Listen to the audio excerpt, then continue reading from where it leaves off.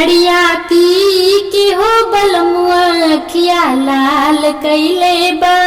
तड़िया पी के हो बलमुआ अखिया लाल कैले बा।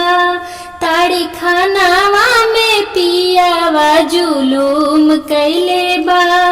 ताड़ी खानावा में पियावा जुलूम कैले बा। बरी जाना ये सासू अपना बेटवा तड़िया पी के हो बलमुआ परेशान कैले बा। तड़िया पी के हो बलमुआ परेशान कैले बा। कैसे में बरजी बहुआ अपना बेटवा तोहर होठवा के लिपस्टिक बबुआ के जान मरले बा।